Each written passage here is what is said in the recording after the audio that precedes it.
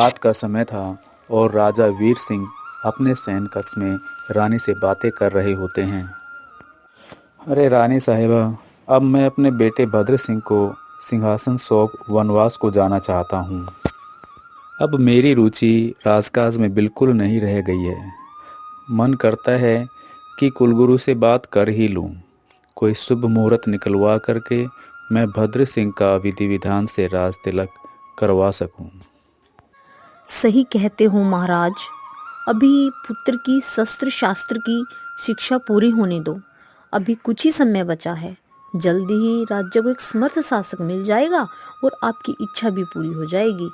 राजा और रानी अभी सोने ही वाले होते हैं कि एक आवाज़, जो राजा को काफ़ी परेशान करने वाली होती है, वो सुनाई देती है।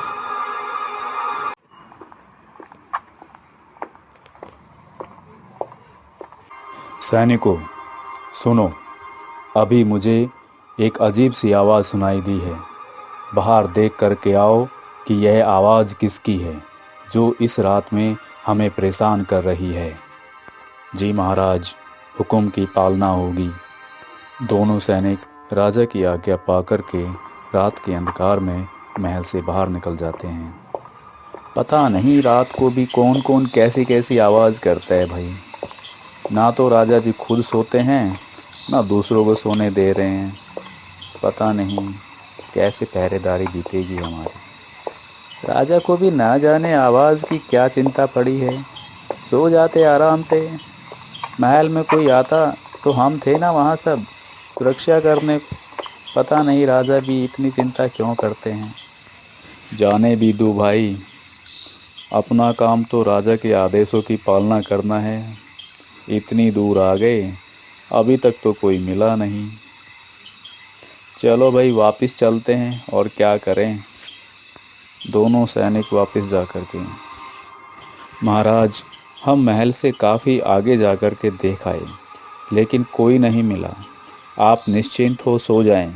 सुरक्षा की जिम्मेदारी हमारी है। सिंहगढ़ के सैनिक हैं हम महाराज। हमारे जीते जो कोई महल में प्रवेश करे, ऐसा मुमकिन नहीं। ठीक है ठीक है। अगली रात फिर वही आवाज़। बड़ी अजीब सी आवाज़ है।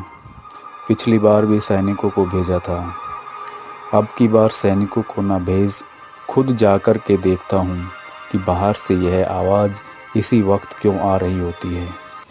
महाराज, इतनी घनघोर रात के अंदर आप कहाँ जा रहे हैं?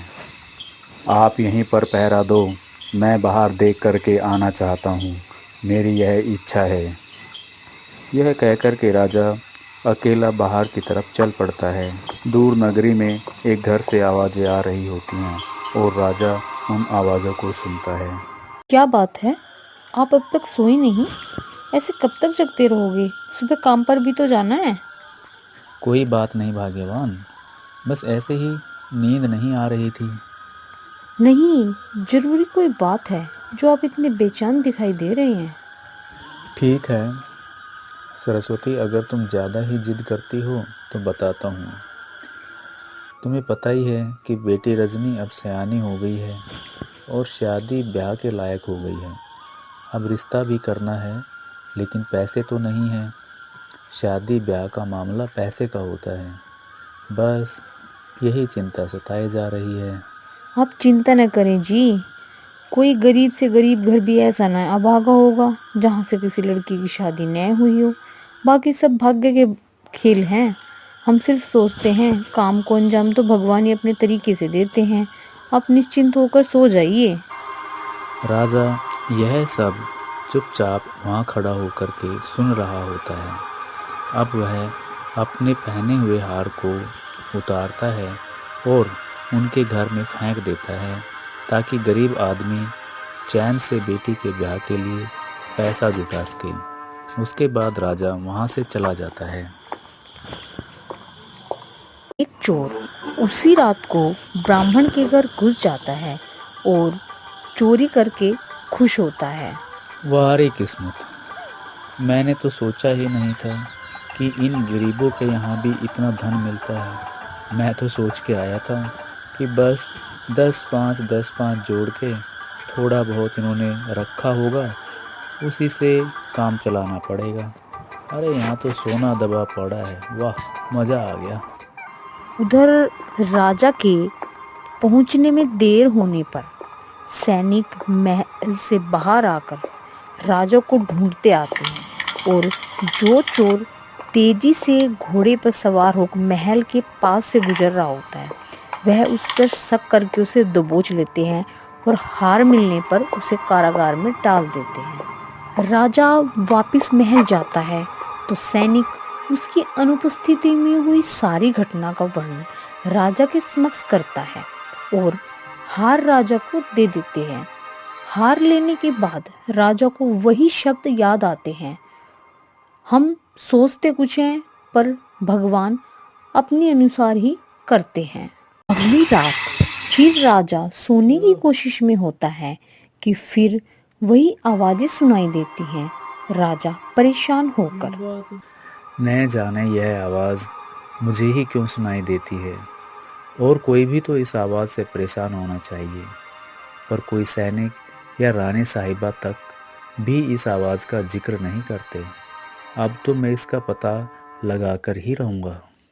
राजा फिर महल से बाहर तलवार ले निकलता है। राजा चुप कर देखता है कि कुछ आवाजें बचाओ बचाओ युवक को 4 नकाबपोश पीट रहे होते हैं और उसके साथ छीना झपटी भी कर रहे होते हैं। राजा से अब रुका नहीं जाता, वह बाहर आकर उनमें से एक नकाबपोश को मार देते हैं।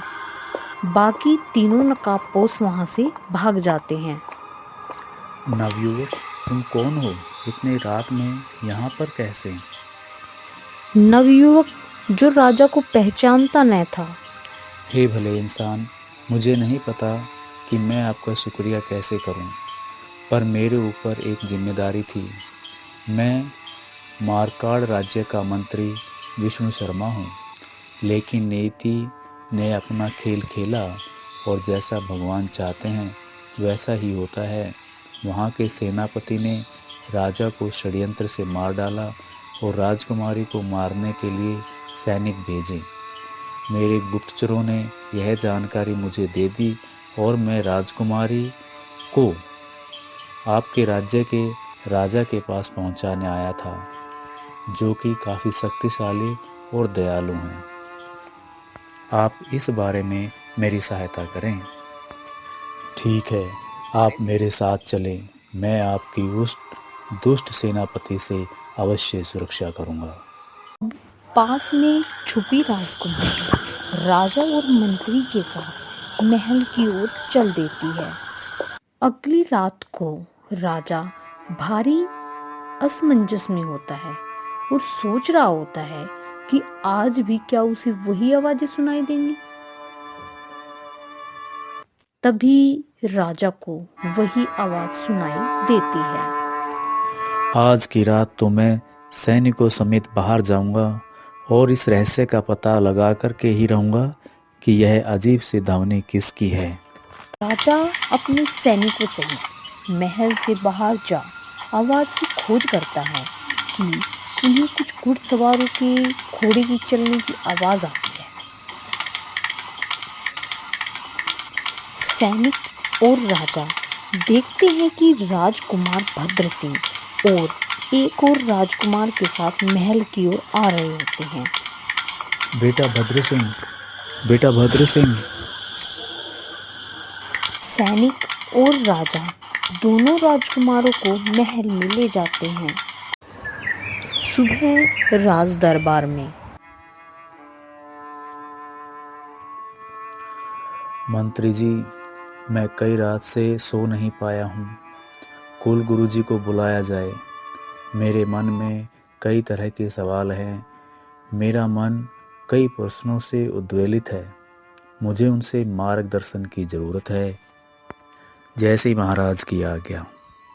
परंतु महाराज, आज सुबह ही मैं यह संदेश आपको देने वाला था, क्योंकि आज सुबह ही कुलगुरु ने मुझे अपने आने का समाचार भिजवाया था। आप जरा प्रतीक्षा करें, वे आते ही होंगे।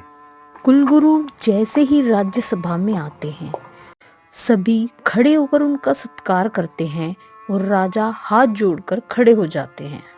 हे प्रियजनों, अपना अपना आसन स्वीकार करें। हे राजन, मैं शुभ घड़ी का इंतजार कर रहा था। आपके महल में होने वाली प्रत्येक गतिविधि पर मेरी निगाह थी, लेकिन मैं शुभ नक्षत्र संयोग के इंतजार में था। मैं आपके मन में उठ रहे सवालों के निवारण हेतु ही यहाँ पर आया हूँ। हाँ प्रभु, आपसे यही अपेक्षा थी। कृपया करके निदान सुझाएं। वत्स, सबसे पहले कल की घड़ी तुम्हारे पुत्र भद्र सिंह के विवाह की अति उत्तम बेला है। विवाह? पर किससे? आप चिंता ना करें राजन, वह राजकुमारी आपके महल में ही है। मारकाड़ राज्य की राजकुमारी चंद्रकला तुम्हारे ही राज्य में है, और वह सबसे उत्तम वर है। दूसरे जो राजकुमार आपके यहाँ पर शरण लिए हुए हैं, उसे उसके राज्य के मंत्री विष्णु शर्मा के साथ भेजें तथा स्वयं जाकर उसे वहाँ की राजगद्दी पर विराजमान कराएं। मारकाड़ राज्य का सेनापति और विद्रोही सैनिक वहाँ के राजा के वफादार सैनिकों और सिपह सालारों के द्वारा पहले ही मारे जा चुके हैं, ऐसी खबर की पुष्टि मैंने कर ली है। बाकी बातें एकांत में मैं आपसे बतलाऊंगा राजन। राजा, रानी और राजकुमार एकांत में कुलगुरु के साथ। राजन, आपके मन में तरह तरह के सवाल उठ रहे होंगे। आखिर वह ध्वनि क्या थी जो रात को केवल तुम्हें सुनाई देती थी?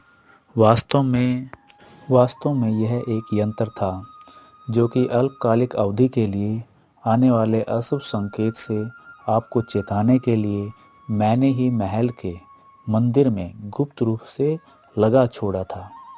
तुम चिंता ना करो, तुमने समय रहते अपने कर्तव्य का निर्वाह करते उन सब बाधाओं को पार कर लिया है।